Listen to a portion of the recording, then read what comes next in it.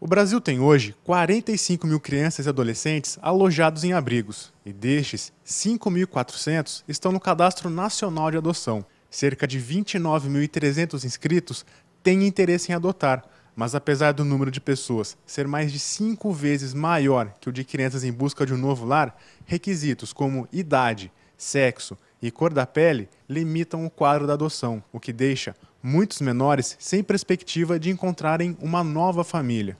81% aceitam crianças da cor branca, 61% aceitam crianças na cor parda, 34% aceitam crianças da cor negra, 82% aceitam apenas uma criança, então se tiver irmãos ela não recebe em adoção. E quando nós vamos para a idade, nós vamos perceber o quê? Que quando a criança tem 5 anos, eu tenho 9% dos cadastrados que aceitam. Quando ela tem 6 anos, já cai de 9% para 3%. 7 anos, 1%. De 8 anos em diante, esse percentual é de menos de 1%. Então, se eu somo a etnia, cor da pele, com a questão do grupo de irmãos e a idade, eu tenho a explicação do porquê eu tenho tantas crianças hoje sem nenhuma perspectiva. A cidade de Pindamonhangaba, no interior de São Paulo, tem 2 abrigos para menores, o Lar Nova Esperança e o Lar da Criança Irmã Júlia. Para tentar amenizar o quadro de abandono de alguns jovens, esse juiz desenvolveu o Família Hospedeira. O intuito é restabelecer o convívio desses menores com a sociedade. Está habilitado para a família hospedeira aquele que não consegue ser inserido na sua família novamente e que, não só por esse motivo, mas por outros motivos, tenha que continuar por um período maior, abrigado na instituição. Começa com a questão da idade. Às vezes a criança tem problemas de saúde e essas crianças, então, não são procuradas pelos casais adotantes. O juiz vai, então, ao Cadastro Nacional de Adoção para verificar se existe algum pretendente que aceite uma criança ou adolescente com aquele perfil, para colocar, então, em adoção. Superado isso, ficam, então, as crianças e adolescentes sem perspectiva nenhuma. O trabalho, o projeto visa esse grupo de crianças e adolescentes, fazer algo para garantir o que é direito deles. Eles têm direito a ser criados em uma família. Eu entendo assim que é primordial, esse contato e essa referência para esse garoto, para essa criança. Um garoto de aproximadamente 8, 9 anos, veio para cá de uma família disfuncional, tinha um caso grave de encoprese, ele não tinha um controle esfincteriano anal, então ele tinha dificuldades. E tão logo ele veio para cá, uma família hospedeira, um casal, apadrinharam ele e num curto espaço de 1 mês, houve uma remissão completa da encoprese dele. Ele se tornou uma criança saudável, ficou livre daquela condição, e foi primordial para ele. Então traz um impacto social para a criança, traz um impacto para o desenvolvimento dela, O padrinho ele se torna uma referência para essa criança que vai nortear o desenvolvimento dela. Um levantamento feito em 2008 concluiu que haviam 43 crianças acolhidas na cidade e 15 com perfil para o projeto. Já em 2012, o número de abrigados caiu para 29, com apenas 6 inclusos no Família Hospedeira, além de ter gerado 9 adoções tardias, que é quando a criança tem mais de 3 anos de idade. O objetivo é divulgar o programa para que ele seja aplicado em outros municípios do país. Como vimos que o resultado foi muito significativo e que é realmente um instrumento eficaz, esse projeto, então, passou a ser divulgado. Esse projeto foi informado ao Conselho Nacional de Justiça, que estava havendo um concurso nacional de projetos na área de infância e juventude. E no ano de 2012, ele se sagrou vencedor do concurso nacional feito pelo Conselho Nacional de Justiça. A partir de então, ele ganhou uma divulgação ampla. Com essa divulgação, nós já temos outras comarcas do estado de São Paulo e até no estado de Santa Catarina, que passou a replicar o projeto. Este é o caso de Moisés e Estela. Há 4 anos, a psicóloga tinha a intenção de visitar um lar de crianças e, ao entrar em contato com a instituição, tomou conhecimento do projeto. Quando eu fui ao lar, olhei para ele e a gente reconhece, não é? Na verdade, eu não conhecia o Moisés, eu o reconheci no momento que eu vi. Então, eu não consigo explicar. Foi um sentimento que surgiu ali naquele momento. Desde os 9 anos morando em um dos abrigos da cidade, Moisés começou a conviver com a Estela quando tinha 14 anos e hoje, aos 18, sabe reconhecer a importância dos conselhos que recebeu de sua madrinha. Ela sempre me ajuda, olha, faça isso, correto, essas coisas, que é pro seu bem, para você ter um futuro bem legal lá na frente. Mesmo não tendo adotado Moisés, Estela o vê como um membro da família. Preparou um quarto em seu próprio apartamento para que o jovem pudesse ficar quando quisesse e carrega uma lembrança dele o tempo todo. Aqui, dentro da carteira, junto com a foto dos filhos. Ela diz que encontrou no Família Hospedeira uma oportunidade para continuar a praticar uma realização pessoal, a maternidade. Os meus filhos já são grandes e já saíram de casa. Eu tinha um tempo disponível e se você me perguntar a coisa que eu mais gostei na minha vida até hoje foi de ter sido mãe. Então eu senti que no meu caso a maternidade era abundante ainda em mim. E então eu achei que cabia ainda mais uma pessoa e fui ao lar, conheci o Moisés e imediatamente nós começamos aí essa relação, essa bonita história de vida. Essa relação que a convivência proporciona pode gerar um laço afetivo mais forte entre as partes. Em alguns casos, a adoção, que a princípio não era uma ideia clara, torna-se uma realidade. Não há uma obrigação da família em receber definitivamente essa criança como guardiã e muito menos com adoção.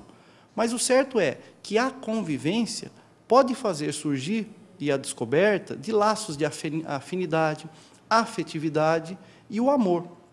Somente quando o amor surge, o amor verdadeiro, é que a adoção deve ser encaminhada. O que realmente chamou a atenção da gente com esse projeto foi a adoção de 3 irmãos.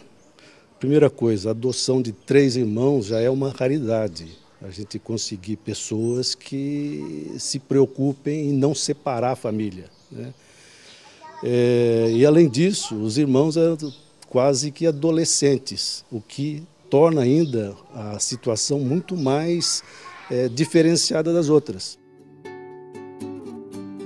Carla e André adotaram a Patrícia, o Gabriel e o Eliano há 2 anos. O casal é voluntário de uma instituição de apoio social que a Patrícia também frequenta, e foi lá que tiveram o primeiro contato.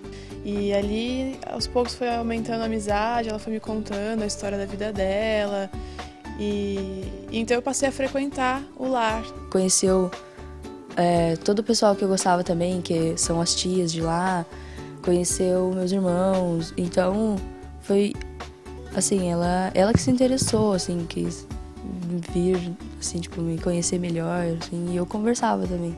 A Carla tocou no assunto da adoção, no interesse de conhecer melhor a Patrícia e, quem sabe, de vir adotá-la no futuro. Então nós fomos buscar informações no lar onde ela estava morando e ali soubemos que o caminho melhor, o caminho para que a gente fortalecesse os vínculos afetivos, conhecesse melhor a Patrícia, seus hábitos, seus gostos e ver se haveria compatibilidade, seria esse projeto Família Hospedeira, porque ele permitia a saída autorizada da Patrícia do lar.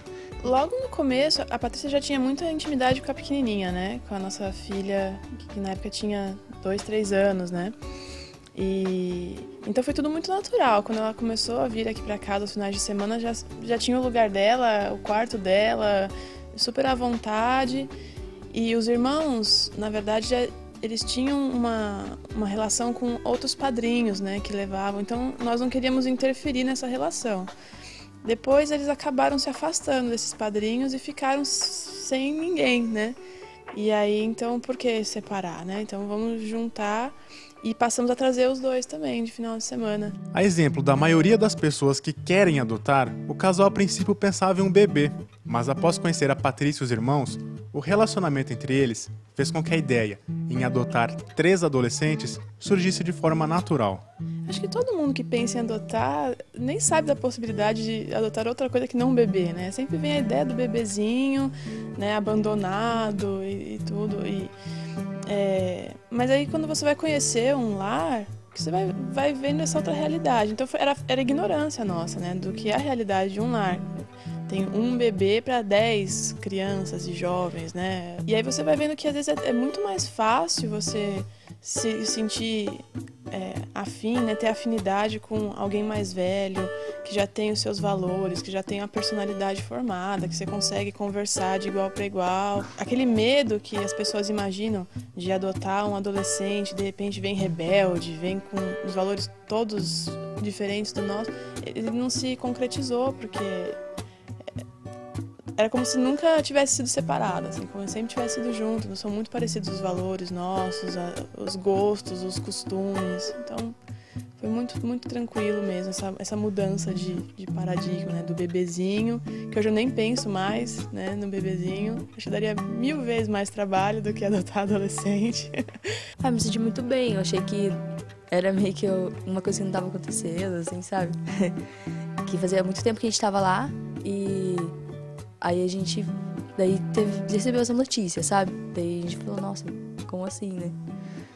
E foi legal, foi bem feliz.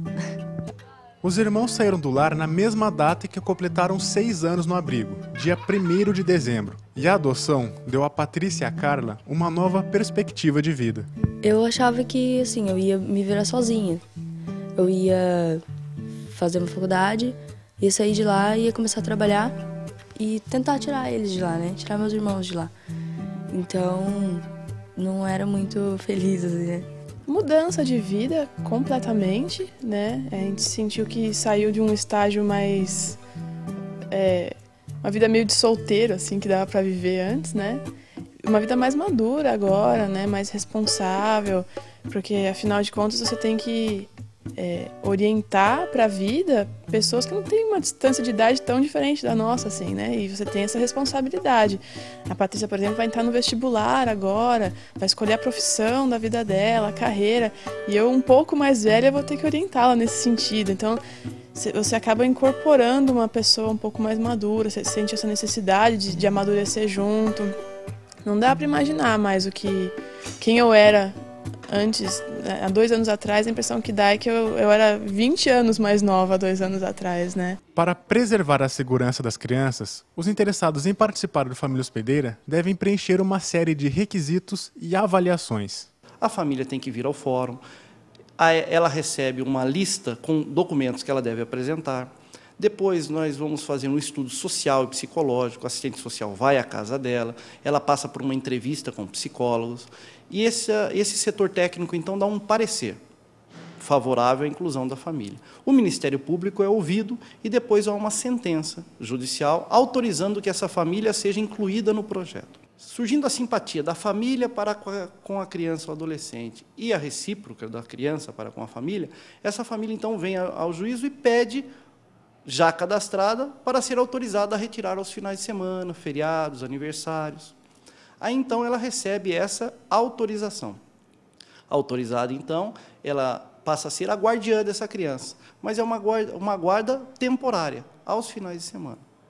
E isso tudo é acompanhado. Cada vez que ela devolve uma criança que ela retirou, essa criança passa por uma entrevista para saber o que aconteceu, a família também. E o que se objetiva? Que dê à criança essa referência familiar. Se você pretende incentivar a adoção tardia, que é aquela de crianças acima de 3 anos de idade, você necessita de proporcionar um contato muito próximo, íntimo, com o adotante e o adotado, para justamente vencer o medo do desconhecido. Você, para adotar alguém de idade avançada, um adolescente, por exemplo, você tem diversos receios que só vão ser sanados se você tiver o contato mais íntimo, mais próximo, para você conhecer a pessoa. Projetos semelhantes só estão em funcionamento em poucas cidades do país. Mas para quem participa do programa, os benefícios são para a vida toda. A casa agora é muita alegria, não tem um dia, né, de monotonia, a casa sempre cheia, o afeto, o amor que não se divide, se multiplica mesmo. Então, foi a revolução na vida para melhor mesmo. Quando você vê essa pessoa que você foi madrinhar, já virou parte da sua família. E no meu caso com Moisés, para mim ele é um filho que chegou e ficou, uma pessoa que não me passa pela cabeça um dia pensar que não vai mais ser assim. Hoje ele já tem 18, daqui a pouco ele vai ter 30 e eu só fico pensando nos netinhos que eu vou ter, né, do Moisés. E isso é muito legal.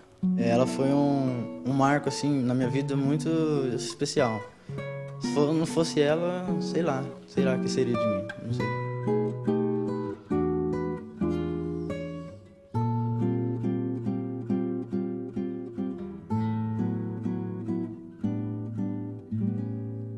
Porque eles são muito legais.